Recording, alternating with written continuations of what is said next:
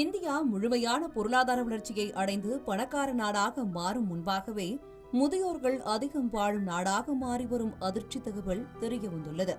வளர்ந்த நாடுகள் பணக்கார நாடுகளாக மாறிய பிறகே முதியோர்கள் அதிகம் கொண்ட நாடாக மாறின.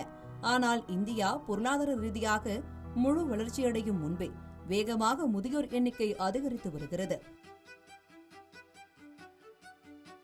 ஆய்வின்படி 2050ஆம் ஆண்டுக்குள் இந்திய மக்கள் தொகையில் 1/5, அதாவது சுமார் 35 கோடி பேர் 60 வயதுக்கு மேற்பட்டவர்களாக இருப்பார்கள்.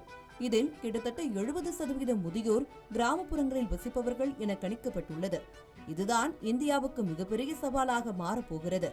ஏனெனில் கிராமப்புறங்களில் முதியோருக்கான மருத்துவ வசதி, சமூக பாதுகாப்பு, பராமரிப்பு சேவைகள் மற்றும் வயதுக்கு ஏற்ற அடிப்படை கட்டமைப்பு இன்னும் போதுமான அளவில் இல்லை. வளர்ந்த நாடுகள் பல முதியோர் சமூகமாக மாறுவதற்கு முன்பே அதிக வருமானத்தை அடைந்தன. ஆனால் இந்தியா குறைந்த வருமான நிலையிலேயே முதுமையை எதிர்கொள்ள வேண்டிய சூழலில் உள்ளது.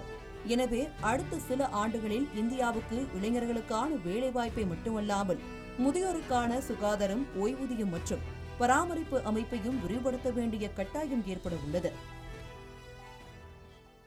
தமிழ் ஜனம் சேனலை சப்ஸ்கிரைப் பண்ணாம பார்த்துட்டு இருந்தீங்கன்னா மறக்காம சப்ஸ்கிரைப் பண்ணிடுங்க.